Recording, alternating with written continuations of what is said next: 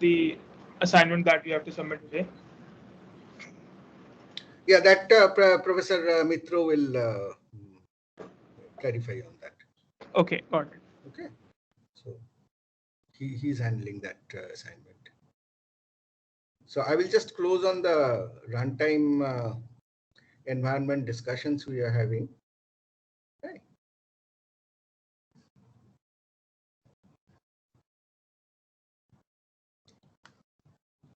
Okay. I think let me go back a couple of slides. This is what we have already.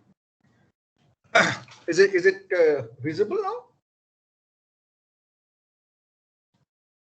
Is the presentation visible? Yes, sir. It's Yes, sir. Okay. Okay.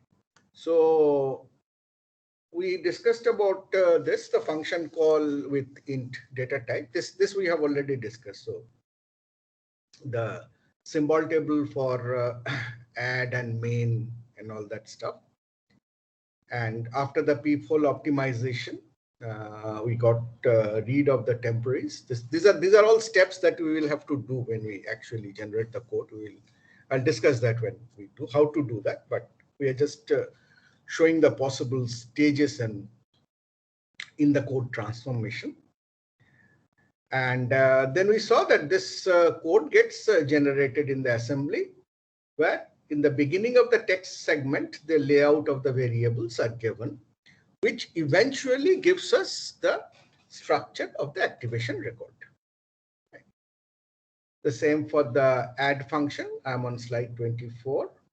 The three variables have got kind of their address expression. So this is what we can say is equivalent is an offset, which will give me the address expression when we offset it with the extended base pointer.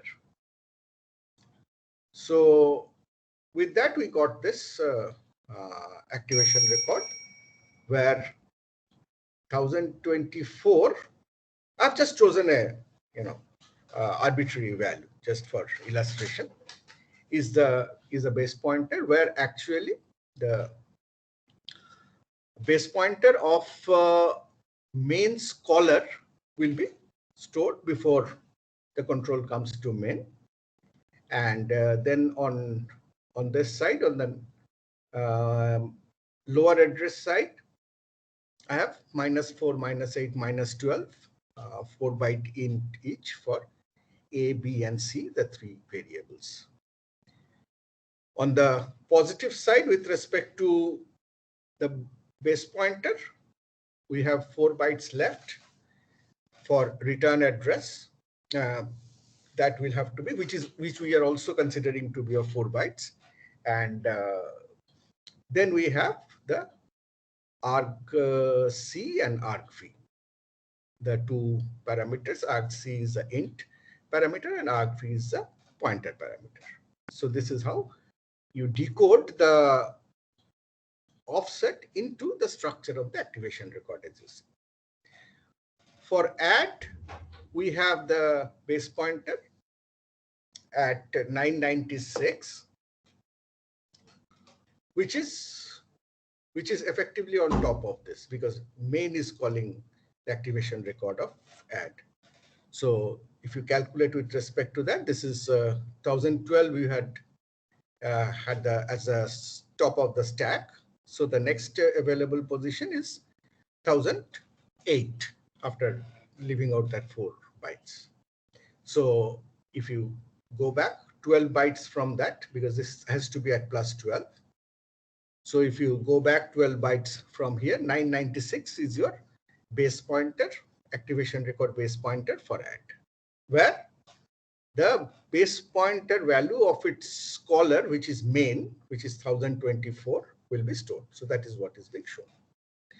On the lower address side, you have one variable Z having 4 bytes, so it is at 992. On the higher address side, you have return address, which is so here we are assuming here the compiler has taken that the return value is not returned through the stack. It is not returned as a part of the activation record. It is actually being passed through a register. So only the return address is shown, and then you have the two parameters X and Y, which are put in here at 1008 and 1004 and 1008.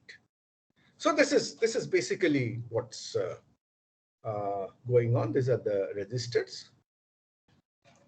So this is a code in execution. If you see, then at the beginning we have all these offsets. I'll just step through a few of the instructions. Rest you can work out yourself. So we have push. So we are assuming that it is ESP is 1028. This value is arbitrary because that depends on where main caller had as a top of the stack. So this is the top of the stack. So you push EBP, which is the base pointer of the caller of the main. Right? So that is the current value of the EBP that you push. It becomes 1024. So on different columns on right, you can see the relevant values of the registers and the stack variables. Then you move ESP to EBP. So EBP now becomes 1024. So that is where you will have your main starting. And then you subtract 12 for these three variables. You fill them up with the all C values. So this is a fill value, as I said, to detect that whether it has been at all been initialized or not. And then you move to this effective address, the address of A, which is EBP plus underscore $A, which is EBP minus 4. So it is 1024. So A is at 1020, which gets 2. Similarly, B is at 1016 because B underscore $B is minus 8. So that gets 3. And then you put that to EAX, push that onto the stack. So EAX gets 3 because you have moved this B onto EAX. You push that, so the stack top becomes 1008. And then you move A onto ECX. So ECX becomes 2, and you push that. So in the activation record of the add, you have already created this actual parameter values. Then you do a call, and the call will naturally reduce the stack pointer by the address size. So it will put the return address here, which is the return address is where you'll get after you have returned from here. So this is the return address which is shown here. Right? So this gets to this value. And so then you are in. So with the call, you have actually come to add. So you add this ESP with 8. I'm sorry. With this, you will go to add, and on return, you will have this. So on return, what you'll have to do is you'll have to undo the push of the parameters that you had done. So 2 pushes were done. So it was increased to, it had changed from 1012 to 1004. Then call, the return address made it 1000. So when you return here, it is again 1004 because the return address has been removed. And then you add the pushes that you had done. So this is basically equivalent to doing 2 pops. So you add to the stack pointer. So the stack pointer is back to 1012, where you do the remaining protocol to return. In the next slide, in terms of add, When you get to add your value of the stack pointer is 1000, as you have seen. So you push the base pointer of main, the activation record pointer of main, which is 1024. You push that, so stack pointer becomes 996, and on the stack there you have EBP, that the base pointer of main is 1024. You move this stack pointer to the EBP, and that is where the stack activation record of add is pointed to. And then you keep on doing this task. You create the space for, you put to the space for Z, you take X as EAX, add Y to it into EAX, and put EAX to Z, that is X assign Z equal to X plus Y, and then you put it to back to EAX. As you can see, these are not optimized. So you are just doing stages as you should go, because you are again moving it EAX because you are trying to now realize return Z. So return Z by protocol here will return the value in the EAX register. So you are putting Z onto EAX. Then you restore the stack pointer, EBP to ESP, and pop the EBP so that the base pointer of main gets the original value back, and then you return. And you return naturally through indirect addressing, and you are back to main. So this is decoding the assembly. We can get a very clear picture of how the activation record can be laid out. And again, I would reiterate that this is not something which is unique or something which is standardized. It is up to your design. You can make changes, you can do things differently. But certainly this, decoding the assembly gives you a very clear idea of how to handle different, features on the activation record. For example, we are just showing it now for a non-debug, non-optimized build for a function call with only integer types. Now, if you have to make a debug build, or if you make an optimized build, or if you are using types which are other than int, you are say you have a type which is a struct, or you have a type which is array, you will need to design the activation record.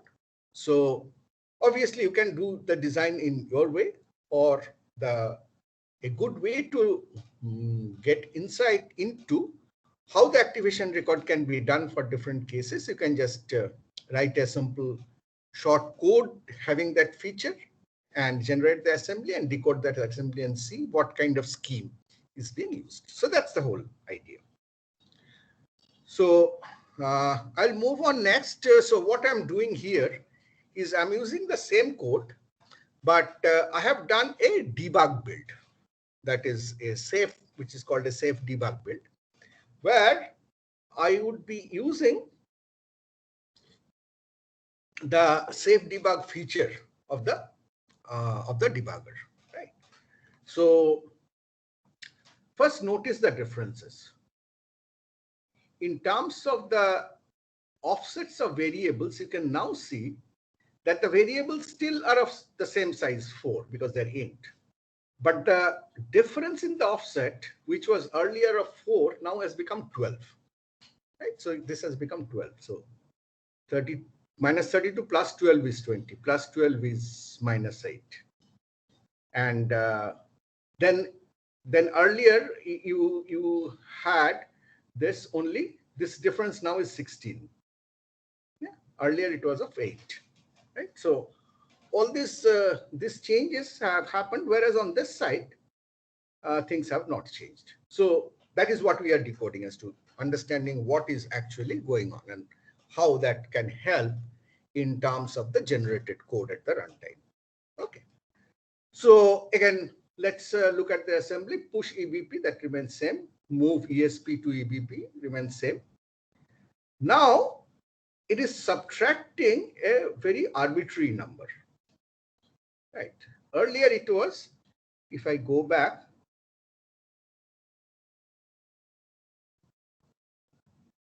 I'm on slide 23. Slide 23.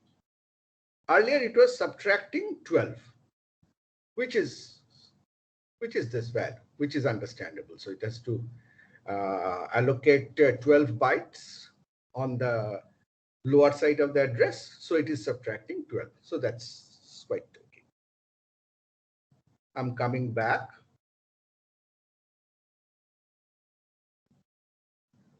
I'm back to slide 30 again. And now we see that it is not subtracting 32, which I would have expected by symmetry, but it is subtracting some 228. So what is this magic number 228? So let me decode, and it will become clear in another 2 slides as to the meaning of this decoding. The 228 happens to be 32 plus 4 plus 192. Just remember these figures, 32 plus 4 plus 192. You can write it down on a separate sheet also. Okay, so it has subtracted that part. So what it is saying is this is the space for the activation record beyond the EBP that it wants to reserve. Right?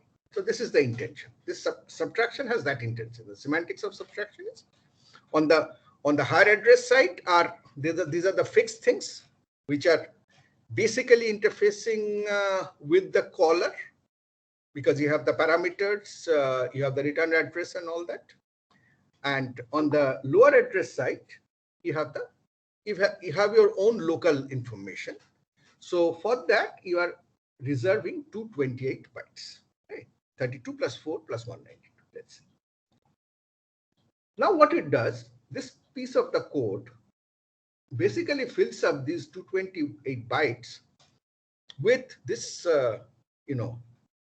fill pattern values. Pushing these registers is just to make sure that you do not lose their current values. Right? So what do you do? EDI.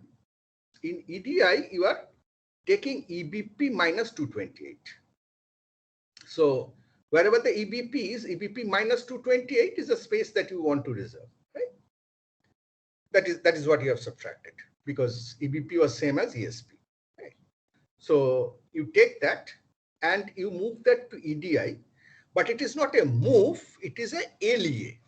ALEA is load effective address. If I move, then the value stored at that address is moved to the registers. But if I do LEA, load effective address, then not the value, but the address itself is moved to EDI. So EBP minus 228, this is not taken as an address, it is taken as an address value.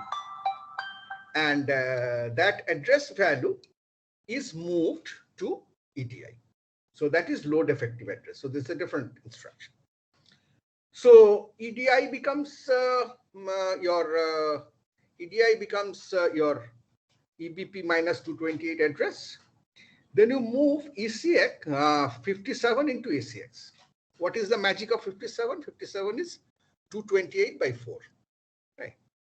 So if you have 228 bytes, then you have 57 4-byte words.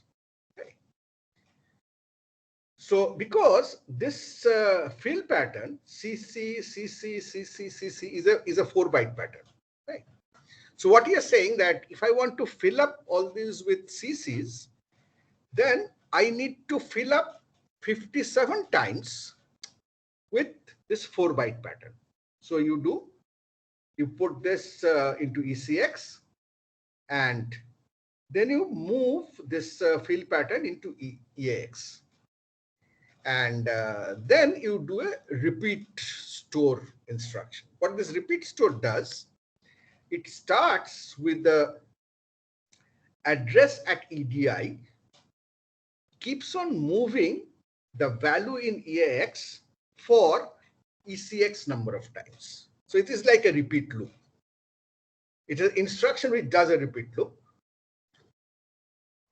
but it is implemented in the hardware. So it does much faster than if you had written this as a kind of a repeat construct, repeat code in the assembly. Right? So the three things, you have to fill up all these bytes with the fill pattern. So you need the start address, which is at ETI. You need to know how many times you do it, which is 228 by 4. And this is the pattern that you fill with. So this whole space gets filled up with CCs. Right? So that's a basic fill value initialization which is done. Let's go to the next slide. Next slide mostly is not further interesting in 31. Then you have A assigned 2, which happens in the same way. You have 3 assigned to B, which also happens in the same way. Then you push your parameters, which happens in the same way. From right to left, push B, push A through this, and then you call add. We'll see what happens as you get into add. But once you return from add, you had done 2 pushes. So you again do a pop, equivalent of 2 pops by adding 8 to ESP. And EAX again has the return value. So you move that to C and you are done. Then you have an AP log, which is basically undoing what you had done at the prolog startup. So you you set 0 to EAX, which we discussed yesterday. You pop the 3 registers that you had used for the repeat instruction. Then you release this space by adding 228 to ESP. And at this point, ESP and ABP must be equal. Right? And you run the check for that. Move EBP to ESP to make sure that they are equal. Pop the EBP because you are this is the base pointer of the caller of main, and you return from main. So this is the simple thing. We will come to the layout. I'm just trying to understand the code flow in this modified scenario. Okay. Now let us look at this activation record. So this is where you are. EBP is 1024, which is a control link, which stores the caller of main. EBP of the caller of main, CRT main. On the higher side, you have the return address and the 2 parameters. Nothing has changed. Herein, if you see, underscore $A is -8. So your A is here, not at 1020, but it is at 1016.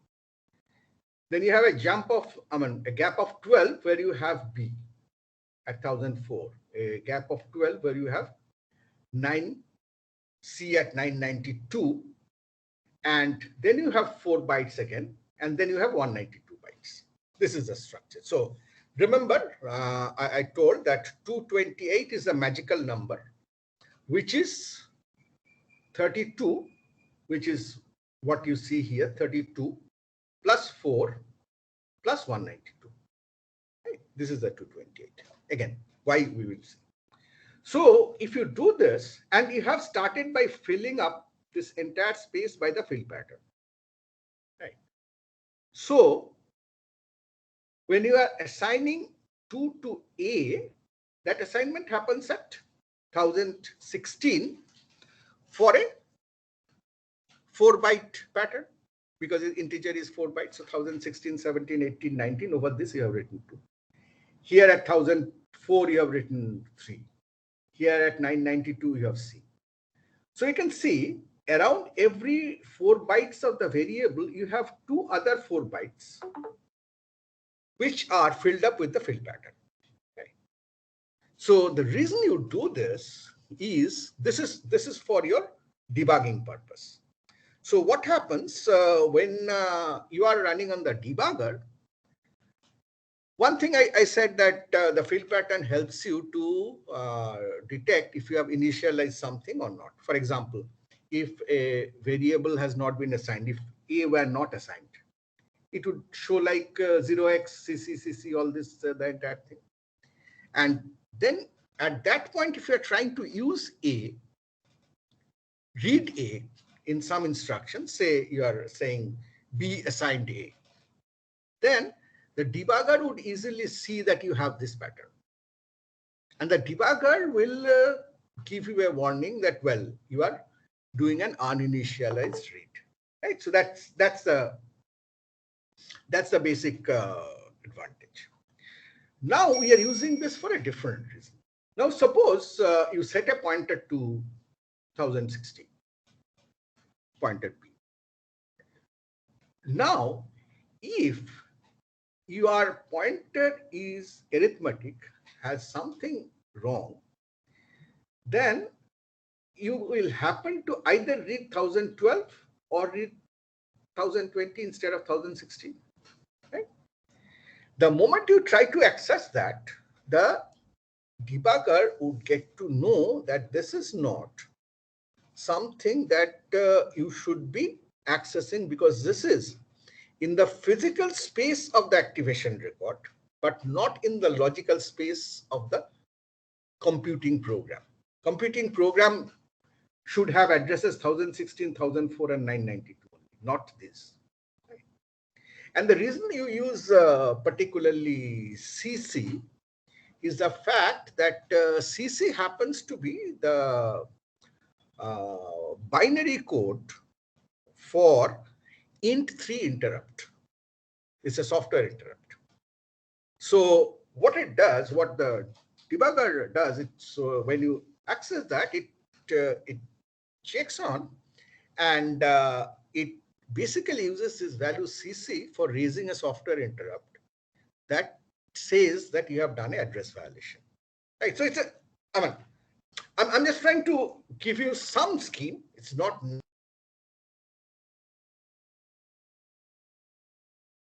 the actual compiler does, and that's how the debugger gets to detect such things in a very efficient manner. The debugger could have detected it by keeping a copy of the symbol table and calculating all that and all those, but that would have meant that after every instruction of the program, you would have 10 instructions of the debugger. Right? You still have some instructions of the debugger after every instruction, but at least you are trying to make use of some hardware features to make this firing of the software interrupts easier. So this is a local data with buffer, which is used in some compilers. This I'm showing is from Visual Studio, Visual C++, to make sure that you are not overrunning on memory. So naturally, you have three variables. Three variables have 12 bytes. 3 times 4, 12 bytes. And for every variable, you have 8 bytes of extra on two sides. So you need 24 bytes extra. So 12 plus 24 is a value 36, of which 32 comes directly in this computation. And the other side, 4 bytes of C, is the 4 bytes that you put here. So this layout will give you the 36 bytes instead of 12 bytes that you would have got if you are not doing this debugging. This 192 bytes is something idiosyncratic about the particular compiler. This is a buffer for edit and continue feature of the debugger of this particular compiler, which means that you are keeping 192 bytes available in the activation record, where at the execution time, while you're running the program, you can create and store a variable temporarily and make its use. Normally, you cannot do that, right? I mean, you need to recompile the program. The moment you recompile the program, you have a different activation record. But this debugger allows you to, from the debugger interface itself, to set some variables and their values without recompiling while the code is running. So where do you keep that variable? So for that, this space is allocated, and this compiler uses 192 bytes for that. This is idiosyncratic about it. If you do not If you put off the edit and continue feature in compilation, these 192 bytes will simply disappear. And finally, you have, so this is the space that main takes, and for the activation record. And then on top of that, the 3 pushes that you have done, they will be staying. So your activation record of add will start on top of this. Right? I hope this is understood. Let us go to the add function.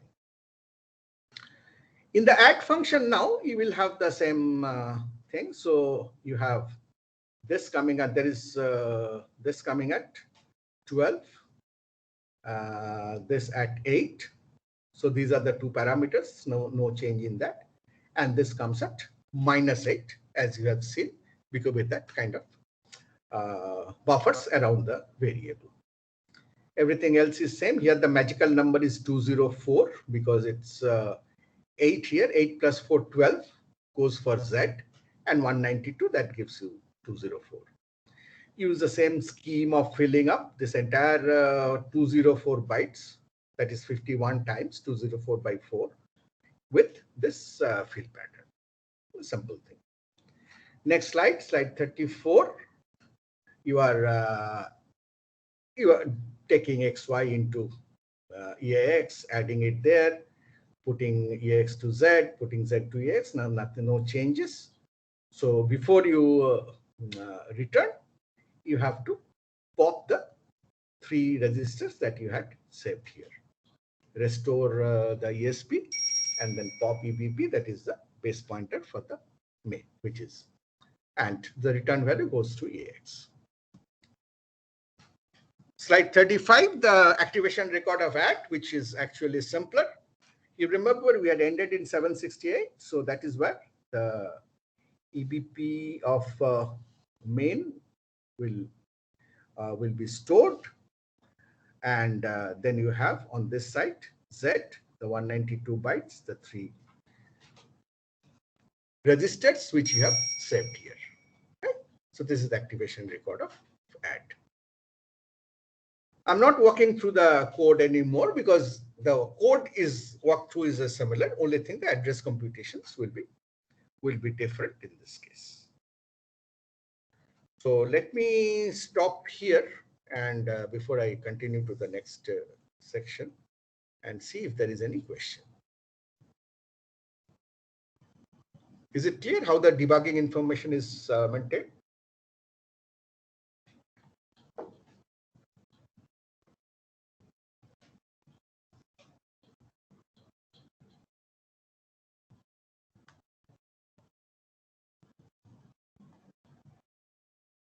No questions. Okay, let me go back. These things are easy. You just have to learn the technique of decoding the assembly.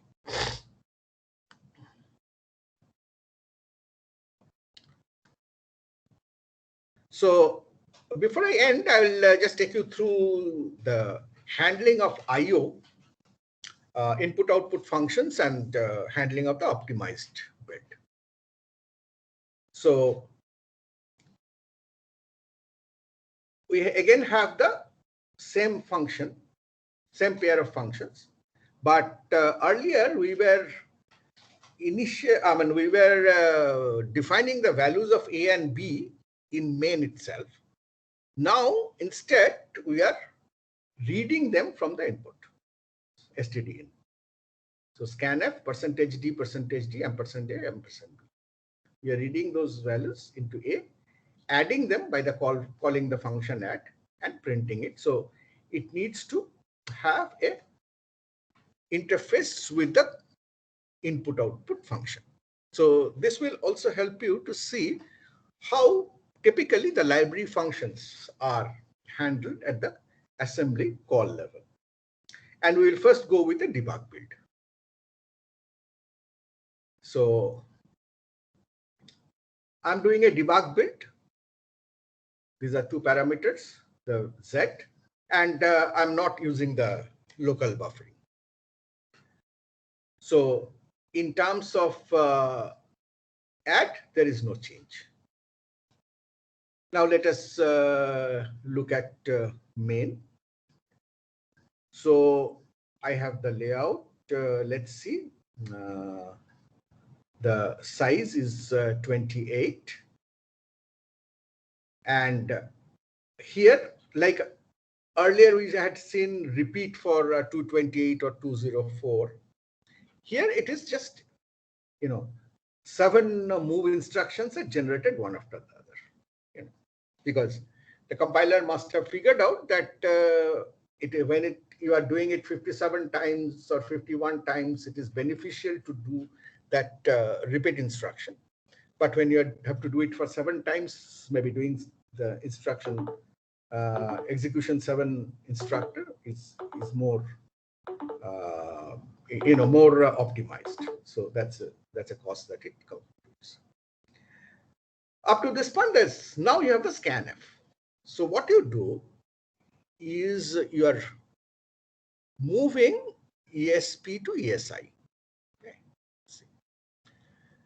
Then what you have to pass to scanf for B, you have to pass ampersand B, that is the address of B. Right.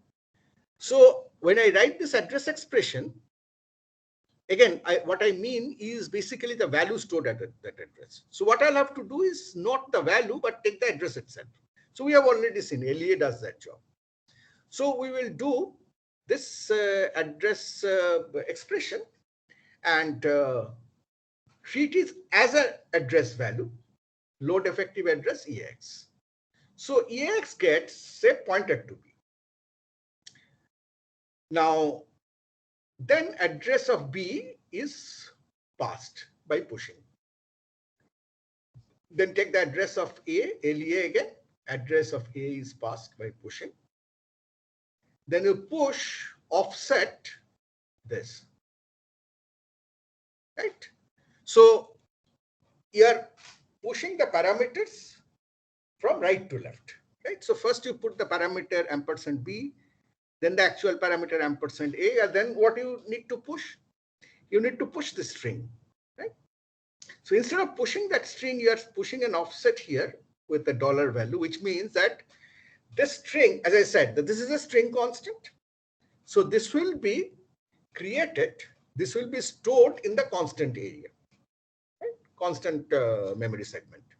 So in that memory segment, again, there'll be several constants coming one after the other.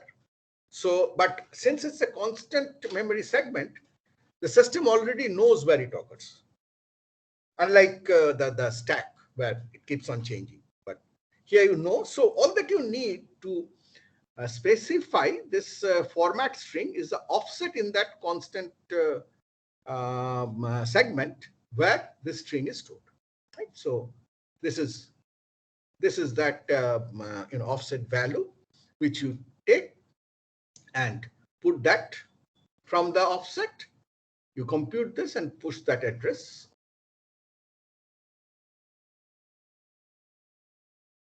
And then you make a call to scanf. You have already said at the beginning of the program, if you go to the left column at the top after public main, you had said that these are the external symbols. That is import of printf, which is a procedure, import of scanf, which is a procedure, then other check routines, runtime check routines. So now you are calling that. So this will get linked with this extern imp scanf, imported scanf, and we'll call that as the call returns. You had pushed 3 parameters, the address of B, address of A, and the address of the format string. So 12 bytes. So you add that 12 bytes onto ESP. So effectively they are popped, and then you do the typical rest of it is again the same, calling add, which we have seen. You have to push B, A, and then call add. Rest of it, there is no difference. So this is what I wanted to show you. What is the typical way a IO function will be called? And there are 2 things, a couple of things to note here. First of all, this is a library function. So you do not have the function body here. You are handling it separately. Second, it shows you how string constants kind of are typically handled in the compiler at the activation record level. The fact that they don't go into the activation record because they are constants. They come from the constant area. And the third, this shows you, which is not very explicit here. It will be explicit if we look at the code of scanf, is the fact that this is a variadic function, in the sense that unlike add, which has two parameters, and it will always have two parameters, that's how you have defined it. Scanf may have one or any more number of parameters. One is minimum required, that is the format string. But then how many parameters you will have is not known a priori, it's not defined a priori. So the scanf, if you look at the assembly code of scanf, you will see how this kind of situations are to be handled, how you can handle, C++ kind of languages handle these variadic functions. And obviously, these all are in stack. So the basic issue that you will have, and now you can see why the parameter here is processed from right, is the only way you can know that there are two parameters is by decoding this format string, right? Otherwise, there may be as many parameters, right? So if you think about getting into scanf, as to how scanf will process it, if you would have processed the parameters from left to right, then this format string would have been deep into the stack. On top of that, you had A, on top of that, you had B. So you have to take out B, take out A, and then get the format string, right? But how do you know that there are two parameters? You don't. So how do you know that you have to take out two pointers, and then the third pointer is basically the format string? You do not know that, right? So you process it from right to left, which gives you the advantage that your last push was the format string. So when you get the control in scanf, you get this at the top of the stack. So the scanf knows that the format string is at the top of the stack. It takes out the format string, starts decoding.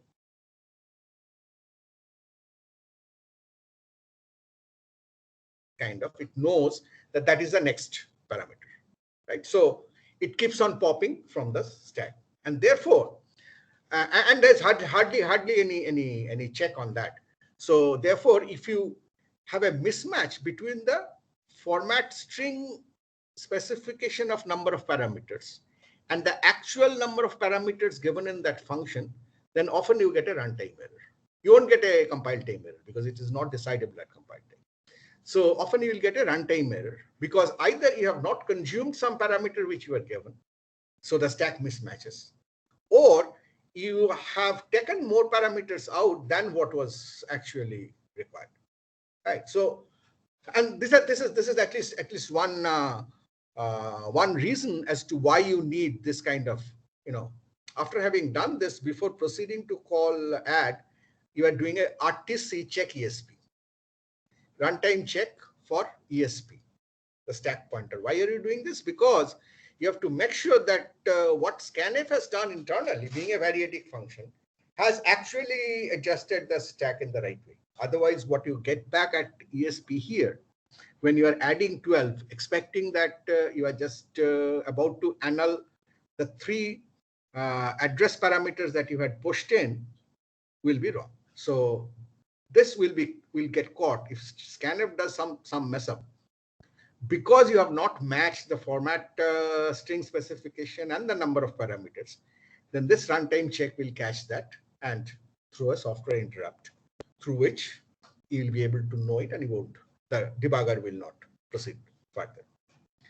Right. So this is some insights into what happens in case of I'm just talking it in terms of IO function, but because what you get from the library by default are the IO functions which are variating. But I wanted to show you the handling of the IO, handling of the library function, as well as the idiosyncrasy of the variadic function, which all are issues at the runtime that you'll have to handle. Let us go to the next slide, slide 43. Yeah, the call to add is done. the value of C has been obtained, which is in the EAX. And now you have to do this print, and it does the same thing. So it pushes ECX, where you have put the value of C by move, and pushes it on the stack, that is the rightmost parameter, and then it pushes the format string, because printf also has the same issue. For printf, the parameter type interpretations are different, because now printf expects a value, not an address. But the mechanism of variadic handling is the same. So this %d will tell printf will take out the format string first, and then by reading it is %d, it will know that there's one parameter, take it out, take it as C, print it, and do that. You come back, adjust the stack, and again do a runtime check for the stack point. And then you have the all your AP log to close.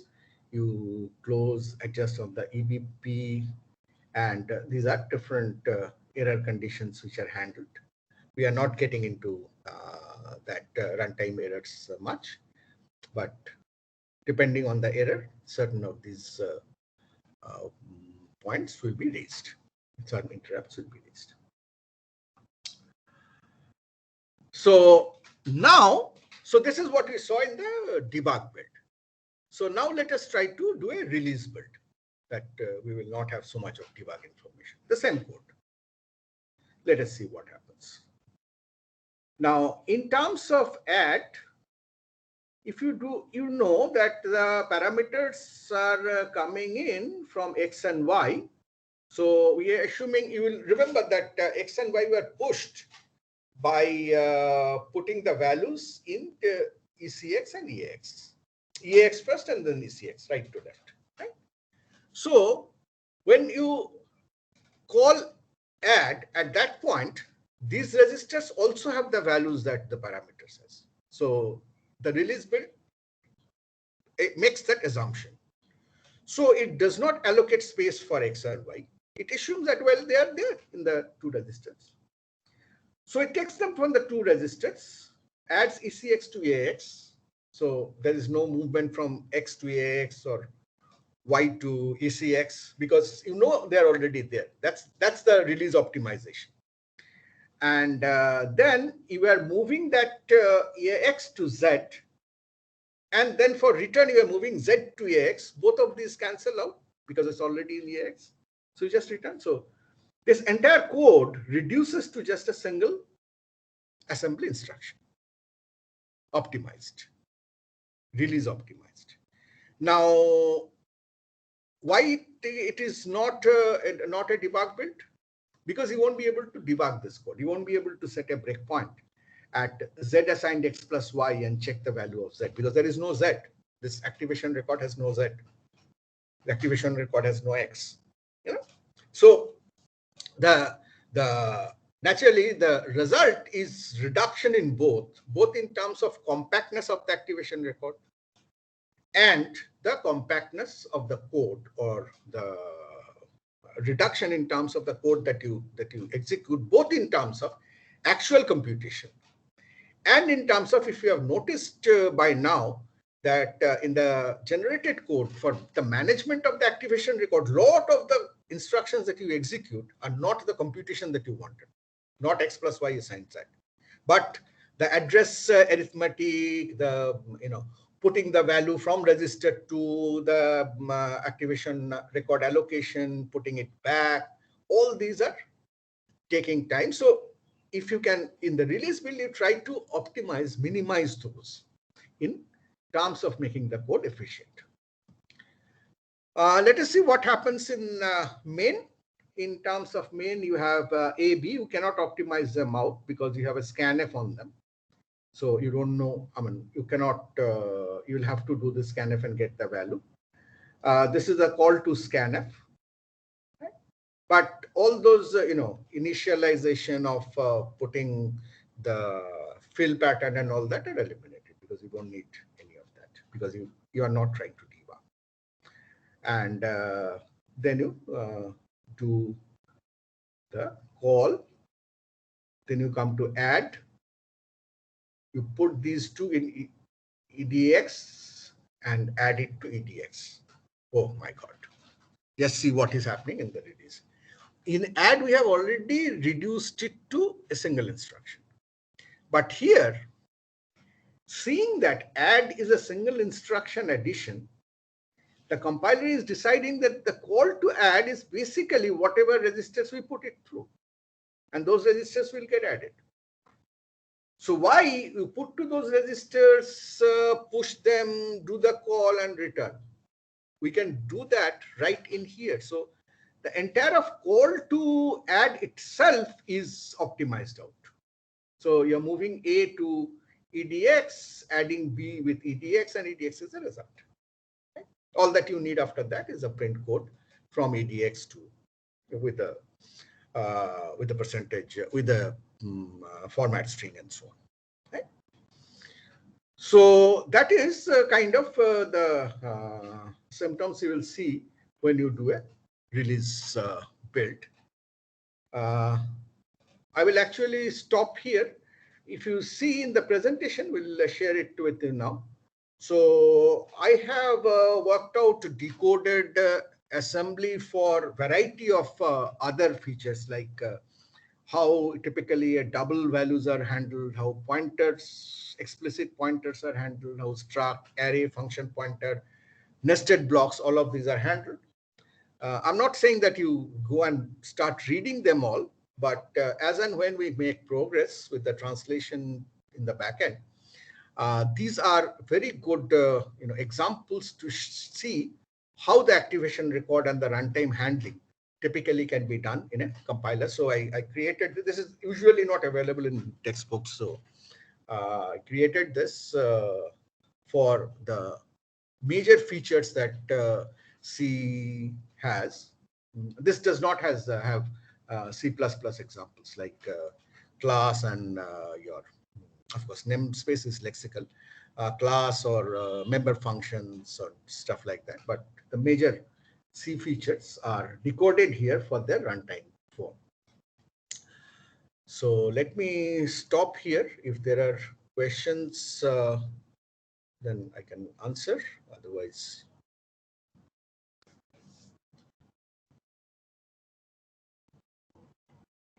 I think with this, you will have a solid idea about how the memory is managed in terms of the activation record.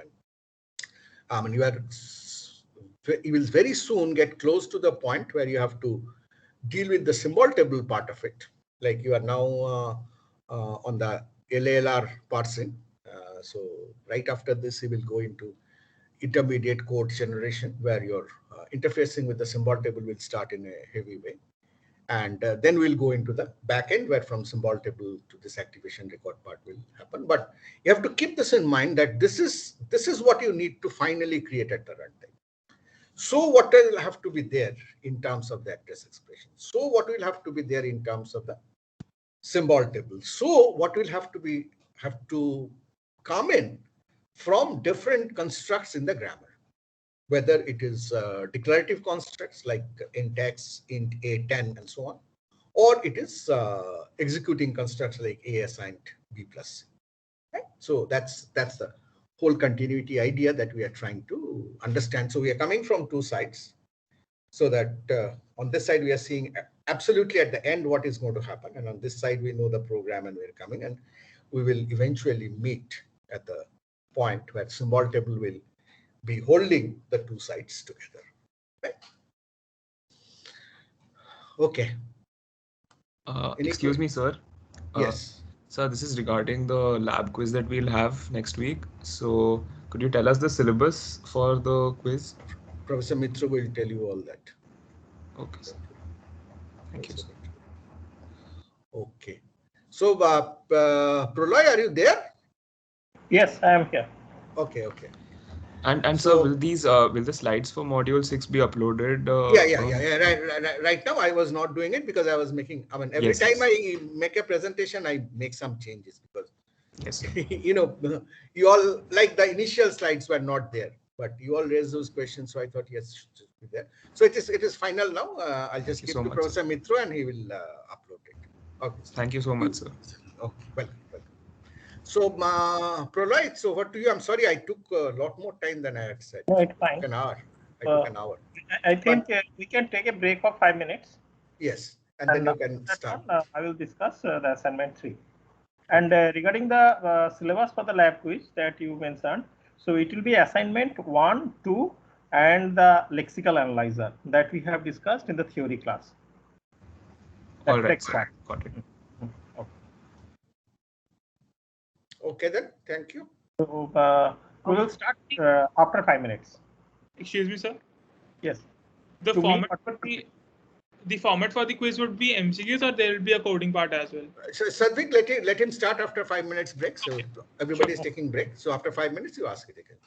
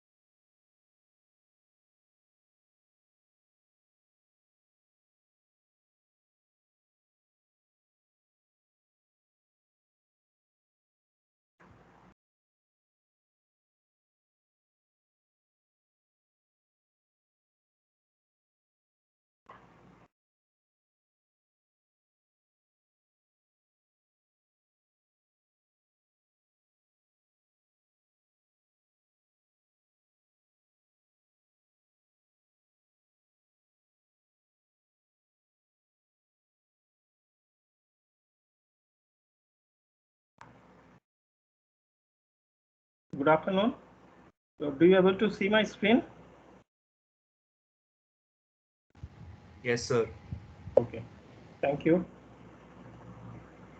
So first, before I start assignment 3, so probably you have few questions. So please let me know. Okay. Sir, I have a few questions. Hmm. So what would be the format for the both lab and theory test, like MCQs or written or coding? Like, what would? No, actually it will be a combination of all. So MCQ, MSQ, as well as some short answer type.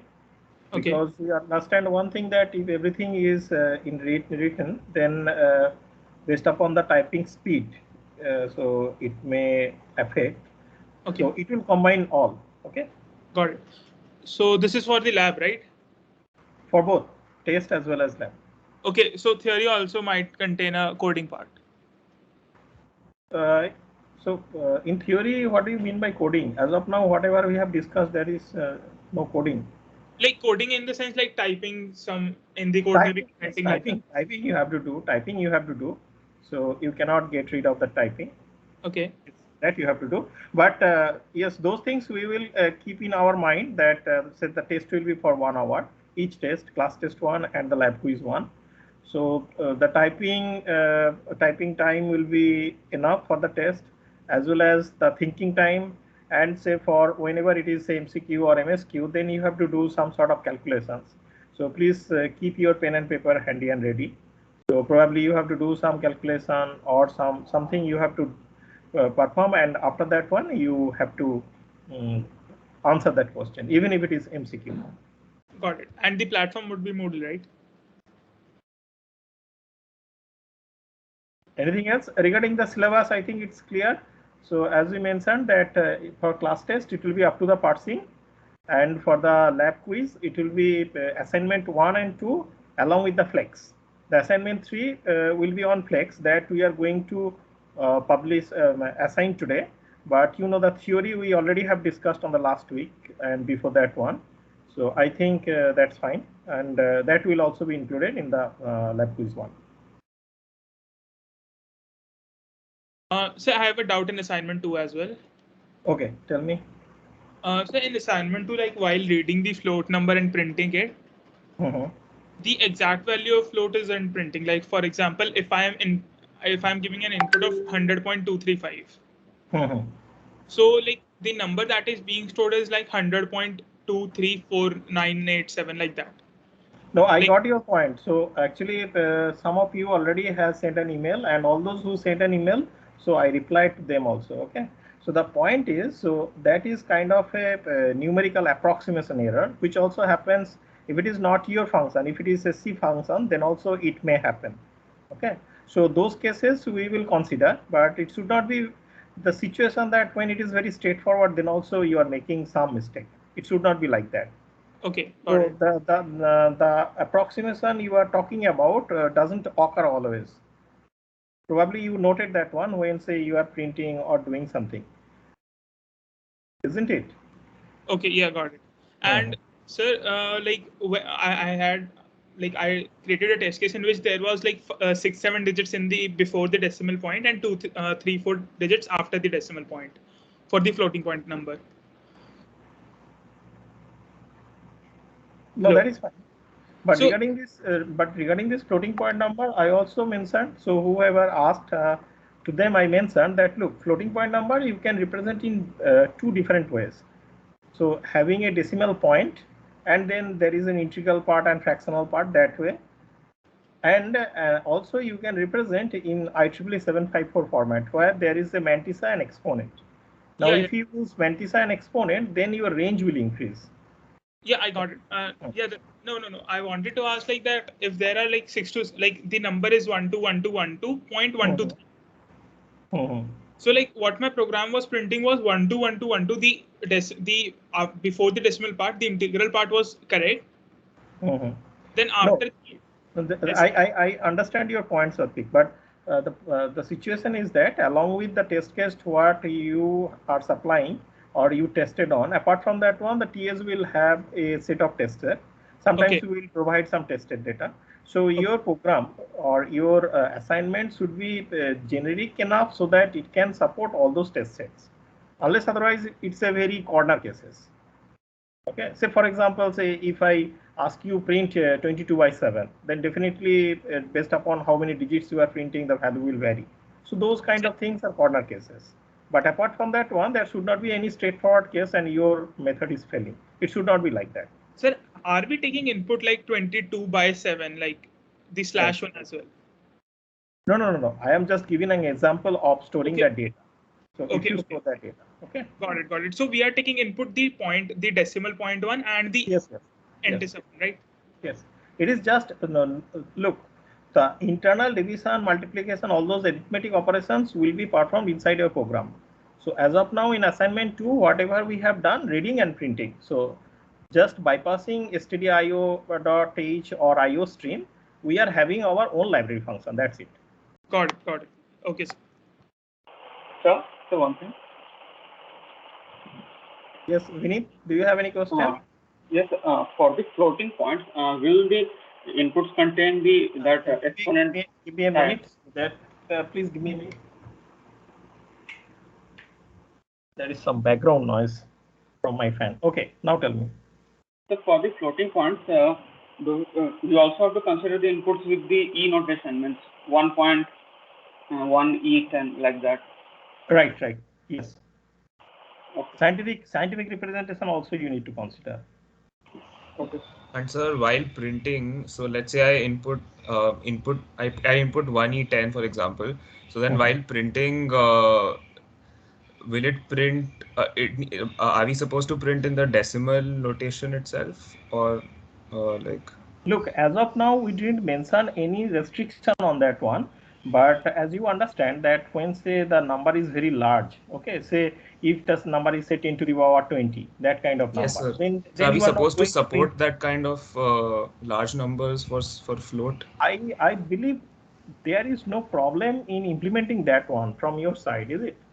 So you will be storing say mantissa and the exponent part, and that way you can store and support any numbers. Don't be scared. If you write it correctly, then probably without your knowledge, your program is capable of doing this one or handling this one. Only thing is that when it is outputting, so during that output, so it's not a convenient way that say if the total number of characters which are being printed is say more than say 20 or 30. So you will also agree with me that when I print something like that on the terminal, then so nobody will appreciate that one. So instead of that one, so why don't you compress based upon that the value of the floating point number? Why don't you during the runtime you decide that in which representation you should go and present that way. That is my point. So in the assignment, things are you specified that we have to match the scanf %f format, right? Yes, Right. sir. So that is Yes, enough, sir. right? Exactly. So if you match that, it's okay, right? Because you said we just match the scanf, whatever scanf does. Sorry, printf. Right.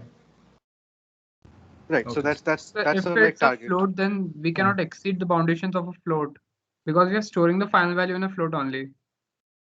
Yes, but my point is, look, so if you write the function in a generic way, then it can able to support. So there is no need to it is able worry. to support, but the final output is being stored in a float. Like if you're saying like 1e part 20, then this is something which is beyond the range of float. No. If it is beyond the range of the float, if it is say overflow or underflow case, then definitely it will not support. That you need to mention. So similar to that one, so when the situation will arise that you are trying to print something where there is a division by 0 or the value doesn't exist, so any n kind of thing, so that you have to report. So there is an option that you can print success or error. That option is also there. No, but like there wasn't any option to print like these statements. Like we have to return the. Look, the point is that if you implement to perform some basic value printing and scanning, that is fine. But if you go for a more generic version, then you have to think about every corner cases. Okay. Now we are not pressing you or making it mandatory that you consider all those corner cases. But if you have done it, then it is good actually. Okay, got it. Okay, got it. Fine. That is the reason when, so you asked, some of you already asked me the question over the email. I replied only. So it is not the case that I reply to all and making that as a constant for everybody. Okay. But always there is a scope of improvement, and if you improve, then it's a good thing. So you will see that, yeah, your program is doing good, and it is at par with, say, scanf or printf of the current stdio.h or IO stream. Okay, anything else? Okay, so before I go to that assignment 3, I believe that you are aware about the fact that next week there will be tests, but the classes will also be there. So as per the academic section, so we will have the class on Monday and Tuesday as usual. Only thing is that Thursday, instead of the lab, there will be test. So we will start at 2. I will send an email also to all of you. We will start at 2. So say class test will be there. After that, we will take a break of half an hour. Then lab quiz for 1 hour will be there. So like that way it will be. Okay. But Monday and Tuesday classes will be there. Okay. Now I'm going to assignment 3. This assignment is designing the lecture for TinyC. So let me first explain what is TinyC. So we are trying to write a compiler. Now regarding the language, we are considering the C language, but the support for the C language is huge.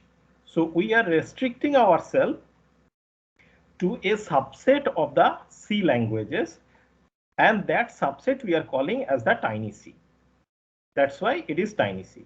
So assignment 3, 4, 5, 6, whenever you will see, so assignment 3 is on Lexar, assignment 4 will come for parser, after that IR generation, then target code generation. So everything will be done on TinyC.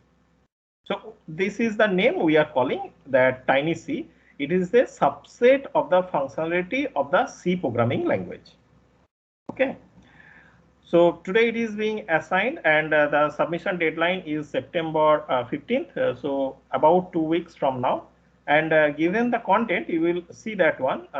You will understand that it's possible. So within 2 weeks, definitely possible. So I think that later assignments may take some time, but this actually is for 1 week. But since next week you have a test, so we give a relaxation, and 2 weeks are given. And one good news is that assignment 3 onwards, it's a group assignment. The group information I uploaded in Moodle. So please check that one under assignment 3. So I believe that all your concerns has been addressed. Still, if you find that there is some mismatch, so please let us know. And also one request to all of you, I found that about 8 to 10 students didn't update their roll number in the Moodle. Actually, I know that in the Moodle, there is no field like roll number, but I insist to fill your roll number in the ID, so that whenever, say, we'll evaluate or say we will download the marks from the Moodle, then it will be easy for us to map you with the ERP data. Okay. Now for this, full marks is 100. The assignment follows the lexical specification of C language from the international standard ISO IEC 9899-199E. So this particular file is also uploaded in Moodle. So last time I missed it, so this time I didn't make that mistake. I already make it available in the Moodle. So if you want, you can download from this assignment file also from the Moodle, and you can look at it in your terminal. It's up to you. But you have to follow by my cursor. Okay. So to keep the assignment within our required scope, we have chosen a subset of the specification as given below. We shall refer to this language as TinyC, as I mentioned. And shortly you will see, so this is Lexa or scanning process. So the tokens or the sequence of the characters or the patterns that we are going to support is the subset of the C program. But we will see that most of them are being covered here. So we are mostly covering them. and subsequently in a later assignment specify its grammar from the phrase structure grammar given in the C standard. The lexical specification quoted here is written using a precise yet compact notation typically used for writing language specifications. We first outline the notation and then present the lexical grammar that we shall work with. Okay. Now the notation, in the syntax notation used here, syntactic categories, non-terminals, are indicated by italic type, and literal words and character set members, which are terminals, by bold type. A colon following a non-terminal introduces its definition.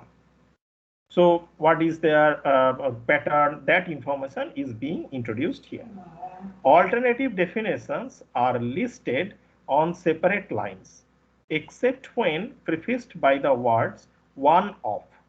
An optional symbol is indicated by the subscript of, I will show you that, so that the following indicates an optional expression enclosed in braces. So when this is written, say expression with a subscript OPT, then expression in italics indicates that expression is non-terminal, and in the subscript OPT indicates that this expression is optional, which means it may or may not happen. Okay. Now in the lexical grammar of tiny c, the tokens are of either of the 5 categories. It can be keyword, it can be identifier, it can be constant, it can be string literal, it can be punctuators. So these are the tokens. You remember, tokens means a sequence of the characters following a particular pattern. So when I say token keyword, then keyword has a pattern. Identifier has a pattern. Constant has a pattern. String literal has a pattern. So all those patterns I have to list, or I have to define against them. And as per my convention, this non-terminal, so they are italics, so they are actually non-terminals: keyword, identifier, constant, string literal, and punctuator. And also, as per my definition, when after keyword I will give a colon, that means I am defining the pattern for keyword. Here it is. You are familiar with this from your programming and data structure class. Keyword will be one of, say, auto, enum, restrict, unsigned, break, extern, return, void, case, float, sort, volatile, character, for, sign, while, constant, go to, size of, underscore bool, there is an underscore, bool B is capital, continue, if, static, underscore complex, default, inline, struct, underscore imaginary, do, int, switch, double, long, typedef, else, register, union. Now you please note, we also discussed that all these keywords has the capability to act as an identifier as per the rule of the identifier. The rule for the identifier we will discuss later, but you remember that in the lex file or flex file, we mentioned that if we define keyword first, then when it will be auto, then it will be mapped as a keyword. But if we define identifier first, then auto may be considered, since the pattern of the auto also matches with the pattern of the identifier, will be considered as an identifier. Okay. Now regarding all the keywords, specifically you have to write them.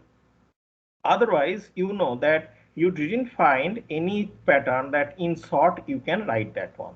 So you have to explicitly write those things as keyword, but the choice is you have to write in the flex format in such a way that only one of them will be picked at a time. Okay. Now regarding the identifier, the definition identifier is non-terminal, colon indicates the definition of identifier. So it will be identifier non-digit. What is identifier non-digit will come later, but from this name also you can understand that there should not be any digit. And that is the rule for the identifier, that it should not start with any digit.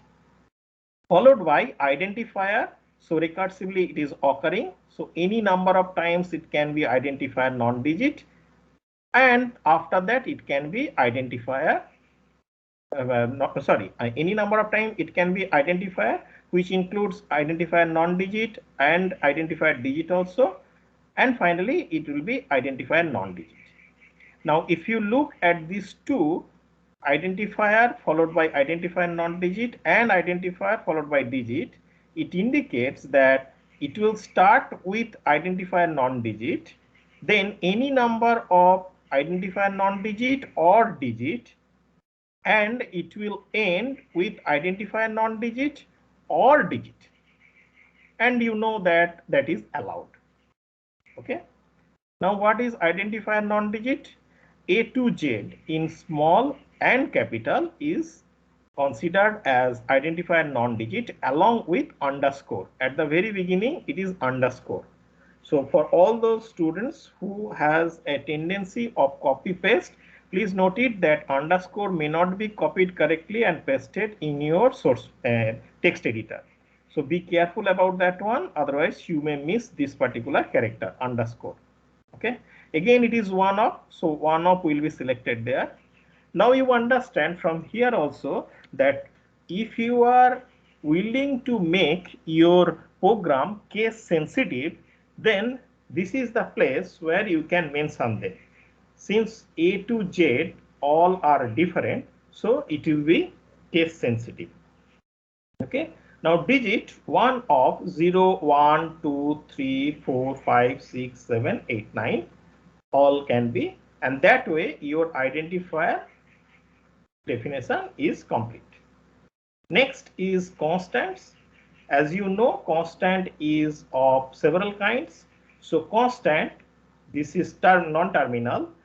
This colon indicates definition will follow. Integer constant it can be, floating point constant it can be, enumeration constant, what it will, I will come to that, and character constant. So integer, floating and character we are mostly aware of. Now enumeration constant is also there. Now integer constant means what? It should not start with 0. So it will start with non-zero digit and then any number of integer constant, recursively it is calling, and digit will be there. Non-zero digit means one of 1 through 9 except 0. This is to avoid the leading zeros from your integer constant, or even for the floating number also. You do not expect that it will start with 0. Floating constant is fractional constant, exponent part. Now here you see that subscript it is OPT optional. So in a floating constant it can be only fractional constant, exponent part may be optional.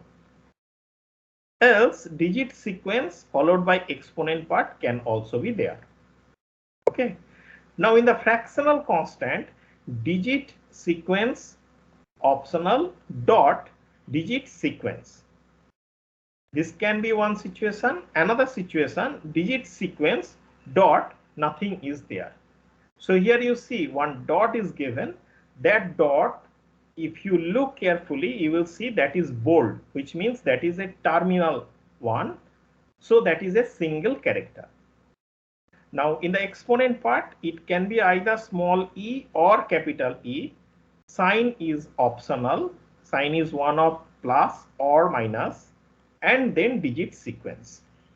Sign is optional in the sense for the positive, we may not want the sign.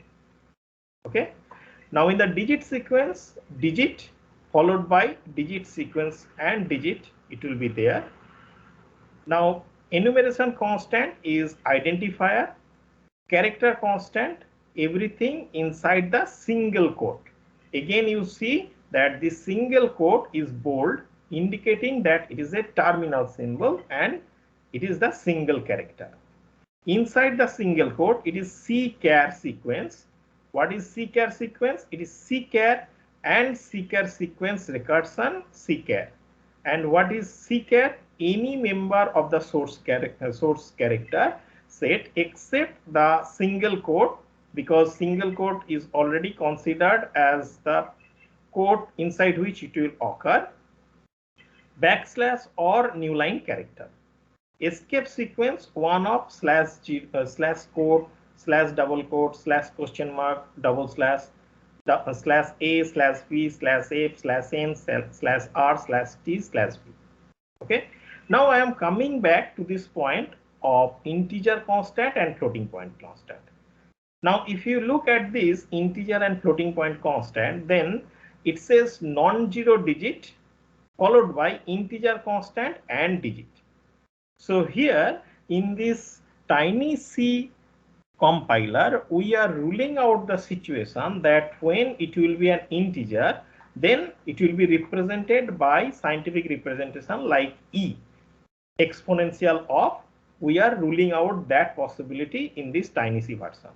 So that's why I mentioned, yes, if you want and if you make it more powerful, then you can include in your printf that for large integer number you can add E, but it is not mandatory. Why I am telling that it is not mandatory? The reason is here. Now for the floating point constant, so definitely I agree that whatever may be the representation, then there is a possibility of overflow and underflow, both for the floating point constant. So those cases must be reported as an error cases, but that I cannot represent, because it is always whatever may be your array, then it is always a finite one, and with that finite array I cannot guarantee that it can support -infinity to +infinity. But the point is, when it is floating point constant, it should support two situations. One is the decimal point is present and there is an integral part and there is a fractional part. Integral part may be optional, fractional part can also be optional. Another situation here, the exponent will be present for the floating constant. So if you have support for this integer and fractional constant, then you are good, because at the end of this semester, when you are done with this, say starting from the lexical analyzer, parsar, then code generation, etc., then you have to call your own library function in order to print your number. And since you are supporting integer constant and floating point constant like this, then if your library function supports only this, then that is fine. Absolutely fine, no problem. Okay. Now in the string literals, you know that it is double quote. This double quote again is given as bold, indicating that it is terminal and single character. Inside is character sequence of PT optional. This optional will allow you to have one situation where the string is null. There is only /0, nothing else. That will happen when you will give just two double quote, indicating that there is nothing null string kind of thing, only /0 is there.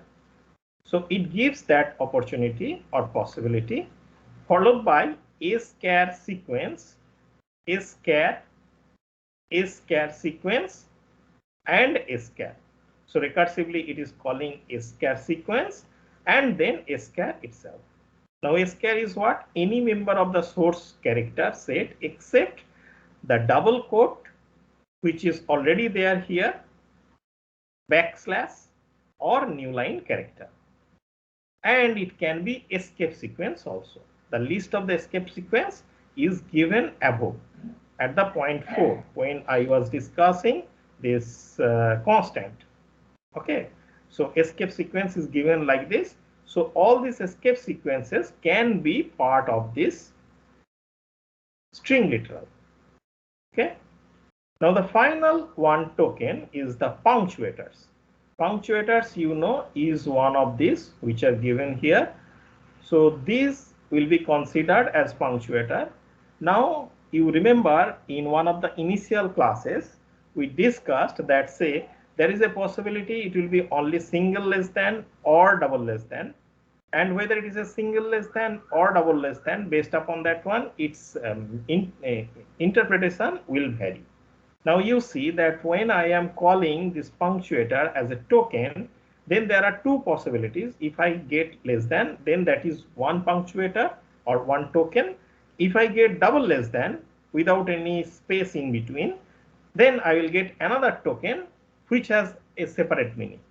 The meaning will be added later. Additionally, we have to handle comments. As you know, in C, there are two ways to write the comment. One is multi-line comment, which is inside slash star star slash. Another single line comment, double slash. Now this single line comment or double slash indicates that anything and everything after this double slash until you encounter one new line is part of that comment. And for multi-line comment, this slash star will include all those things inside this one until you will reach to slash star slash. Everything including the slash n is also part of this comment. So except within a character constant, a string literal or a comment, the character slash star introduce a comment. The contents of such a comment are examined only to identify multi-byte characters and to find the character star slash that terminate it. So thus within these comments do not nest. That is my assumption. So if the situation is they are nesting in nature in the multi-line comment, then I cannot able to support. That is my declaration or assumption in this case. Okay. For single line comment also, I will do that one. Now you know these comments are for the programmer.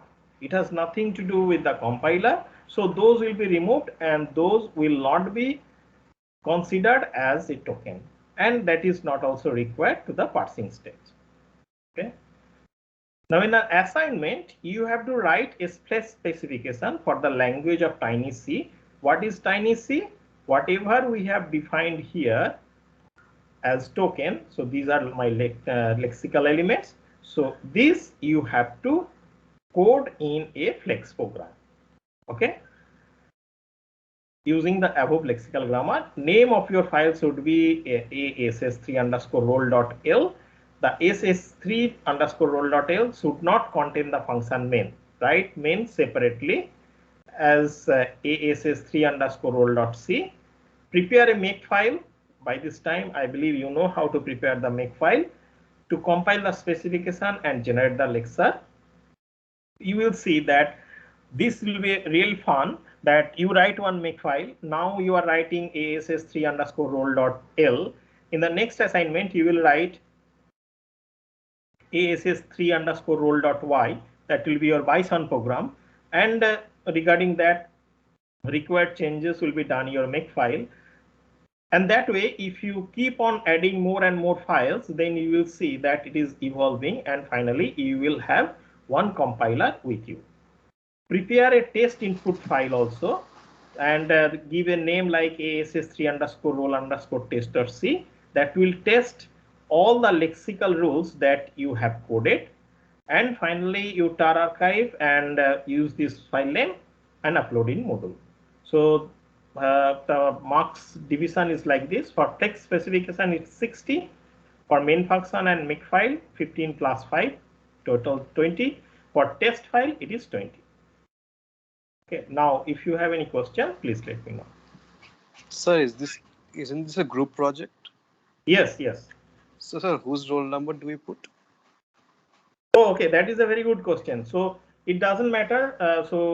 You can put your roll number or your partner's roll number, and we request you to go for only one upload. So it is not required that you and your partner both will upload.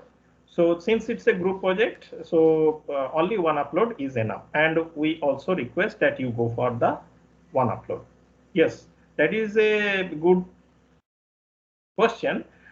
Now, Okay, if you want your roll number also, then you can put two roll numbers concatenated. Okay, partner 1 and partner 2. That is also fine. But I request you to upload using only one login.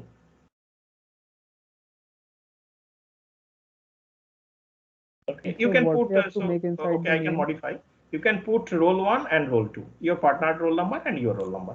That's fine. And also that will be that will be good for us also, that we can quickly cross check that whether the group table is matching with this or not. So so all of you, did you check the group information which is available in the Moodle?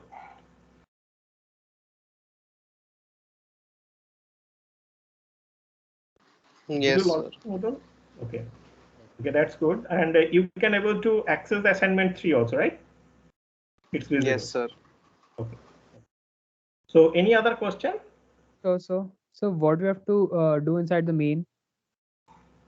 So from the inside the main, you have to call that lexical analyzer. So in the assignment it's written like inside the main we have to test the lexer and we have to make a separate testing file as well. Yes.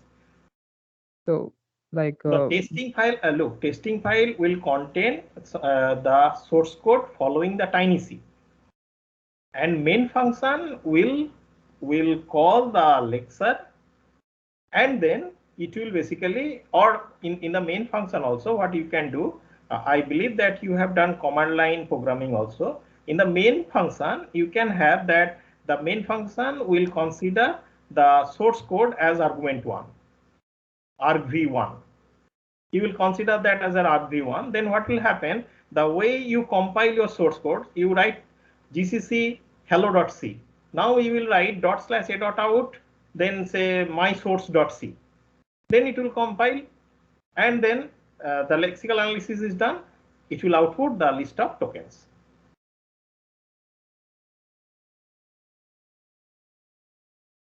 Okay. Is that point clear? So is starring the file compulsory, or we can zip it as well? Oh, that you can zip it as, no problem. No problem.